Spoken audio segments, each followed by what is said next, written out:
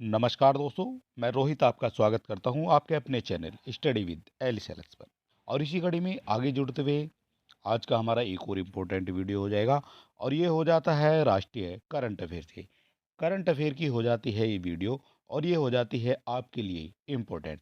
इसी तरह के क्वेश्चन आपकी परीक्षाओं में पूछे जाते हैं। तो चलिए देर न करते हुए शुरू कर लेते हैं आज का हमारा वीडियो।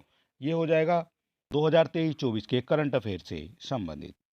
पहला क्वेश्चन हो जाता है हमारा अयोध्या से जुड़ा हुआ। और ये आपकी परीक्षा में इससे एक क्वेश्चन तो आपका बनने ही वाला है, चाहे किसी भी तरह से आपका बन सकता है एक क्वेश्चन।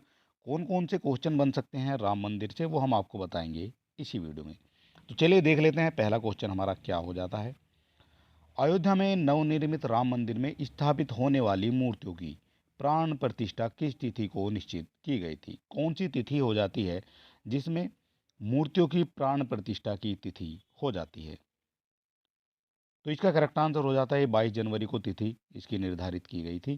ठीक है, और हर साल जो है अब इसी दिन अयोध्या में राम मंदिर की प्रतिष्ठा का जो है ये समारोह मनाया जाएगा। ठीक है, हर साल इसको मनाया जाया करेगा।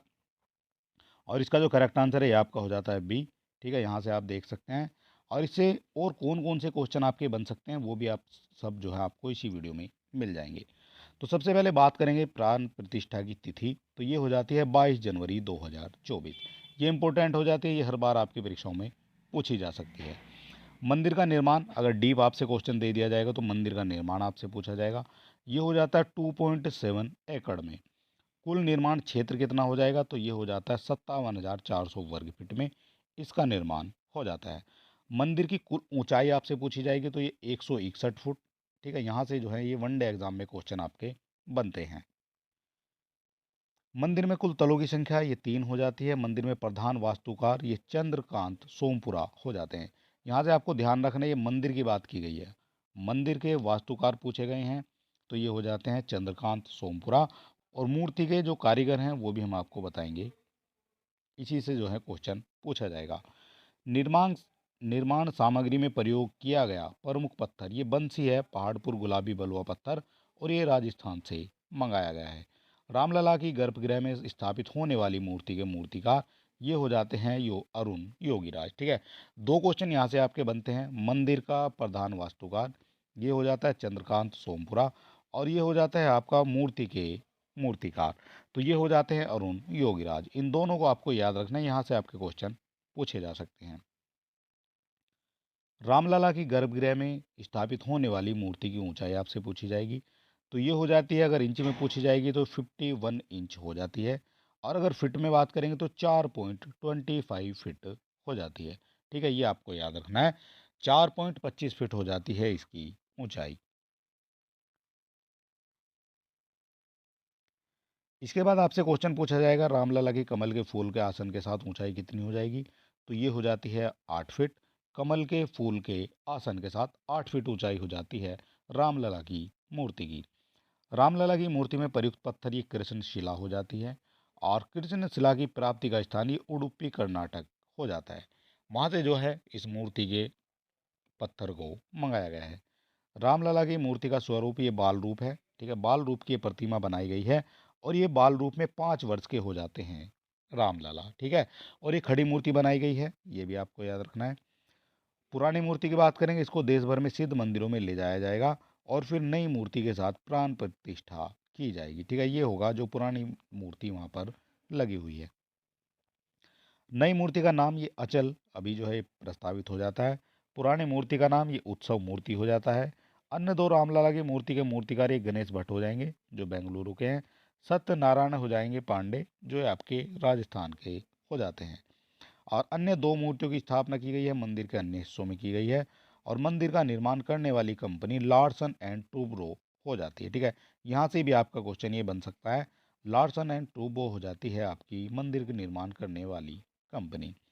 मंदिर की निर्माण शैली की बात आपसे पूछी जाएगी, तो ये आपका नागर शैली हो जाती है। ठीक है, इस तरह से आपके क्वेश्चन बनते हैं अयोध्या के राम मंदिर से। बात करेंगे जनवरी 2024 में एशिया के सबसे बड़े एविएशन एक्सपो विंग्स इंडिया 2024 का उद्घाटन कहाँ पर किया गया है? इसका उद्घाटन आपको बताना है कहाँ किया गया है। तो इसका उद्घाटन हो जाता है हैदराबाद में। हैदराबाद में हो जाता है इसका उद्घाटन, और बी जो है ये आपका हो जाता है करेक्ट आंसर। बात करेंगे इसके बनने वाले इम्पोर्टेंट पॉइंट के बारे में। तो ये हो जाता है एशिया का सबसे बड़ा एविएशन एक्सपो विंग्स 2024, और इसके उद्घाटन की तिथि आपसे पूछी जाएगी तो 18 जनवरी 2024 हो जाती है। उद्घाटनकर्ता भी आपसे पूछे जाएंगे तो केंद्रीय नागर विमानन मंत्री ज्योतिरादित्य एम सिंधिया ये हो जाते हैं इसके उद्घाटनकर्ता। और यहाँ से जो है क्वेश्चन पूछा जाता है उद्घाटन किसके द्वारा किया गया है। उद्घाटन स्थल की बात करेंगे तो बेगमपेट हवाई अड्डा हो जाता है हैदराबाद का। विषय की बात करेंगे जो थीम है वो भी आपसे पूछी जाती है, तो ये हो जाता है अमृतकाल में भारत को विश्व से जोड़ना, ये हो जाती है इसकी थीम। भारत नागर विमानन @2047 के लिए नए मंच तैयार करना भी इसका उद्देश्य हो जाता है। इसके बाद आपके लिए क्या इंपॉर्टेंट हो जाता है ये भी आप देख लेते हैं। जनवरी 2024 में किसने शिलोंग के लेटकोर स्थित असम राइफल मुख्यालय में साइबर सिक्योरिटी ऑपरेशन सेंटर यानी CSOC का उद्घाटन किया है? किसके द्वारा ये उद्घाटन किया गया है? तो ये किया गया है आपका अमित शाह जी के द्वारा। अमित शाह जी के द्वारा जनवरी 2024 में शिलोंग के लेटकोर स्थित असम राइफल मुख्यालय में साइबर सिक्योरिटी ऑपरेशन सेंटर का उद्घाटन किया गया है। बात करेंगे इसके बारे में। उद्घाटन की तिथि यहाँ से पूछ ली जाएगी, जनवरी हो जाती है 18 जनवरी 2024। स्थल आपसे पूछा जाएगा, शिलोंग हो जाता है मेघालय में, और इसके लेटकोर स्थित असम राइफल के मुख्यालय में ये हो जाता है। उद्घाटनकर्ता की बात की गई है तो असम अमित शाह हो जाते हैं, केंद्रीय गृह एवं सहकारिता मंत्री। ठीक है, ये हो जाते हैं इनके उद्घाटनकर्ता। यहाँ से आपका क्वेश्चन पूछा जा सकता है। उद्घाटित सेंटर उद्घाटित सेंटर की बात करेंगे तो साइबर सिक्योरिटी ऑपरेशन सेंटर यानी CSOC जो है ये हो जाता है। और इसके बाद बात करेंगे जो उपयोगी हो जाता है सेंटर की जो उपयोगिता है। Cyber security operation centre network वास्तविक समय के आधार पर निगरानी करना, बाहरी खतरों को कम करने और Assam rifle wide area network में साइबर उल्लंघनों की रोकथाम कर बल्कि साइबर सुरक्षा की स्थिति को मजबूत करना है। और ये हो जाती है असम राइफल के बारे में अगर आपसे पूछ लिया जाएगा तो ये हो जाता है इसकी स्थापना 1835 में हो जाती है। मुख्यालय इसका हो जाता है शिलोंग मेघालय में। ठीक है, ये हो जाता है आपका असम राइफल। जनवरी 2024 में स्वच्छ सर्वेक्षण पुरस्कार 2023 प्रदान किए गए हैं। सबसे स्वच्छ शहर का प्रथम पुरस्कार किसे प्रदान किया गया है? सबसे स्वच्छ सर्वेक्षण शहर ये कौन सा हो जाता है? तो ये हो जाता है इंदौर भी हो जाएगा और एक आपका सूरत भी हो जाएगा।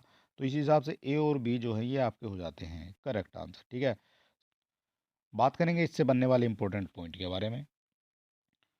स्वच्छ सर्वेक्षण पुरस्कार के बारे में बात करेंगे 2023 की।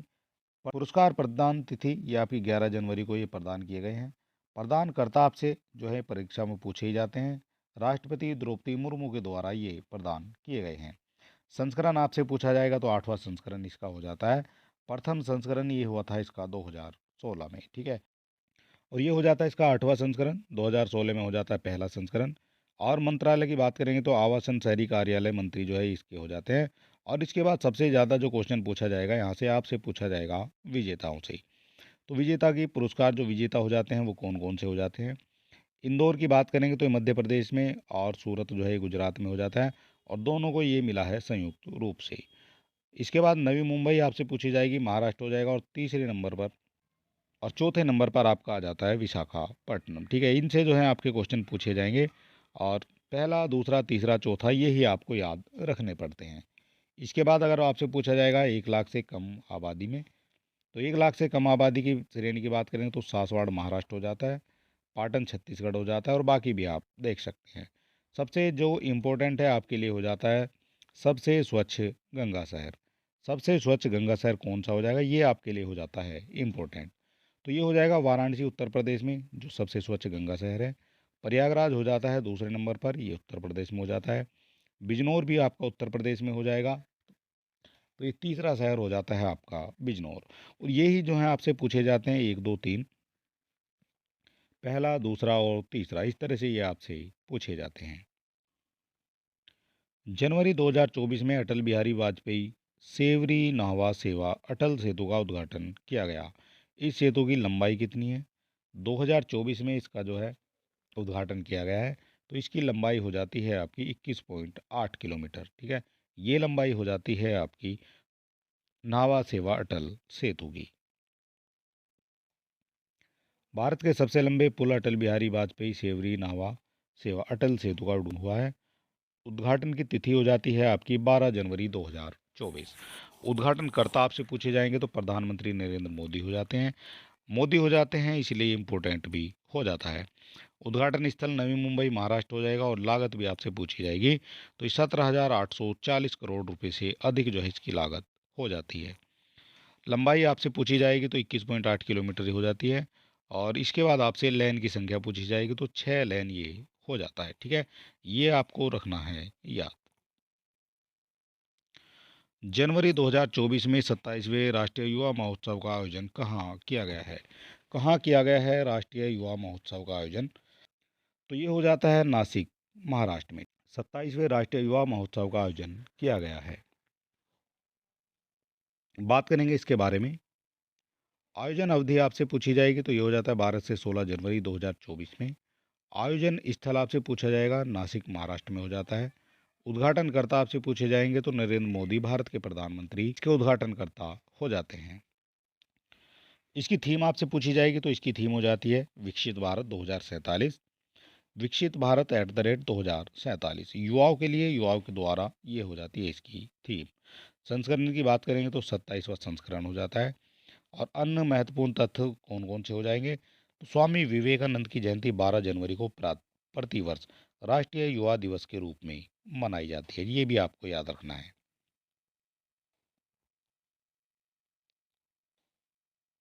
जनवरी 2024 में 10वीं वाइब्रेंट गुजरात समिट 2024 का आयोजन भारत के किस शहर में किया गया है?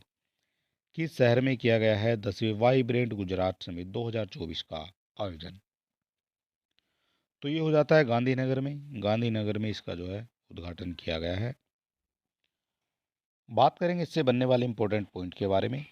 10वां वाइब्रेंट गुजरात समिट 2024, तो इसकी उद्घाटन अवधि आपसे पूछी जाएगी 10 से 12 जनवरी 2024 में हो जाती है। स्थल आपसे पूछा जाएगा, गांधीनगर की गिफ्ट सिटी में इसका उद्घाटन हो जाता है। और संस्करण हो जाता है ये 10वां। ठीक है, 10वां संस्करण हो जाता है वाइब्रेंट गुजरात समिट का। उद्घाटनकर्ता ये हो जाते हैं नरेंद्र मोदी, भारत के प्रधानमंत्री हो जाते हैं। और ये आपके लिए हो जाता है इम्पोर्टेंट। वर्ष 2024 की थीम आपसे पूछी गई है तो ये हो जाती है गेटवे टू द फ्यूचर। ये इसकी हो जाती है थीम। और यहाँ भागीदारी की बात करेंगे, अतिथि देश के तौर पर 100 देशों और साझेदारी के तौर पर 33 देशों की भागीदारी रही है। ठीक है, ये इम्पोर्टेंट हो जाता है आपकी परीक्षा के लिए। और ये विशेष आप समझ सकते हैं, ये देश में अब तक का सबसे बड़ा वैश्विक व्यापार सम्मेलन हो जाता है। ठीक है, जनवरी 2024 में भारत की पहली स्वच्छ फूड स्ट्रीट प्रसादम का उद्घाटन भारत के किस शहर में किया गया है? प्रसादम का उद्घाटन आपसे पूछा गया है किस शहर में किया गया है? तो ये हो जाता है उज्जैन में। उज्जैन में किया गया है जनवरी 2024 में पहली स्वस्थ और स्वच्छ फूड स्ट्रीट यानी प्रसादम का उद्घाटन। बात करेंगे इससे बनने वाले इंपॉर्टेंट पॉइंट के बारे में। उद्घाटन तिथि 7 जनवरी 2024 को। उद्घाटन स्थल आपसे पूछा जाएगा, उज्जैन हो जाता है। उद्घाटनकर्ता आपसे पूछा जाएगा तो ये हो जाता है मनसुख मंडाविया, केंद्रीय स्वास्थ्य और परिवार कल्याण मंत्री हैं। ये भी आपको याद रखना है। जनवरी 2024 में रक्षा मंत्री राजनाथ सिंह के द्वारा देश के पहले पूर्ण बालिका सैनिक स्कूल का उद्घाटन किया गया है। ठीक है, ये आपको याद रखना है। ये कहाँ किया गया है ये आपसे पूछा गया है। तो ये हो जाता है मथुरा में। मथुरा में स्थित हो जाता है राजनाथ सिंह जी के द्वारा पूर्ण बालिका सैनिक स्कूल का उद्घाटन। ये भी आपके लिए हो जाता है इम्पोर्टेंट। ठीक है, इसी तरह से जो है आपके क्वेश्चन पूछे जाते हैं। भारत के पहले पूर्ण बालिका सैनिक स्कूल का उद्घाटन, तो ये हो जाता है मथुरा जिले के वृंदावन में। और इसके बाद बात करेंगे स्कूल की क्षमता। ये लगभग 870 छात्राओं की जो ये क्षमता हो जाती है, जो सैनिक स्कूल लड़कियों के लिए बनाया गया है। यह स्कूल संबद्ध होगा केंद्रीय माध्यमिक शिक्षा बोर्ड यानी CBSE से। ठीक है, इस तरह के क्वेश्चन जो हैं आपसे पूछे जाते हैं आपकी परीक्षाओं में। दिसंबर 2023 में भारत के पहले साइबर सुरक्षा केंद्र का उद्घाटन कहाँ किया गया है? कहाँ किया गया है दिसंबर 2023 में भारत के सबसे पहले साइबर सुरक्षा केंद्र का उद्घाटन। तो ये हो जाता है चंडीगढ़ में, ठीक है। ये आपको याद रखना है। तो ये हो जाता है भारत का पहला साइबर सुरक्षा केंद्र। उद्घाटन की तिथि आपसे पूछी जाएगी, 22 दिसंबर 2023 हो जाती है। उद्घाटनकर्ता अमित शाह और केंद्रीय गृह मंत्री और सहकारिता मंत्री ये हो जाते हैं। उद्घाटन स्थल की बात की गई है तो ये आपका हो जाता है चंडीगढ़। कुल लागत की बात की गई है तो 90 करोड़ हो जाता है। और साइबर सुरक्षा केंद्र में सुविधाएं क्या क्या हो जाती हैं? केंद्र में सुविधाएं चेहरे की पहचान, डाटा विश्लेषण हो जाता है, पूर्वाणुपति लिंसिन हो जाती है, साक्ष्य एकीकरण हो जाता है और उन्नत फोरेंसिक टीम जांच के लिए कह दिया है। इसके बाद सितंबर 2023 में किस रेलवे स्टेशन का नाम बदलकर सही तुषार महाजन रेलवे स्टेशन करने की अधिसूचना जारी की गई है? तो ये हो जाता है उधमपुर रेलवे स्टेशन। इसका नाम चेंज किया जाएगा और इसका नाम रखा जाएगा शहीद तुषार महाजन रेलवे स्टेशन। यहाँ बात करेंगे इससे बनने वाले इंपॉर्टेंट पॉइंट के बारे में। औपचारिक अधिसूचना तिथि 16 सितंबर 2023 को हो जाती है। जारीकर्ता हो जाता है भारतीय रेलवे। स्टेशन का परिवर्तित नाम इस शहीद कप्तान तुषार महाजन रेलवे हो जाता है। ठीक है, इस तरह से भी ये याद रखना है। स्टेशन का पूर्व नाम ये आपका उधम सिंह रेलवे स्टेशन हो जाता है।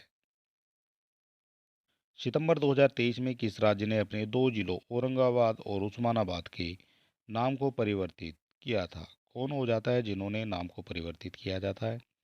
तो ये हो जाता है महाराष्ट्र। और ये हो जाता है औरंगाबाद और उस्मानाबाद का नाम परिवर्तित।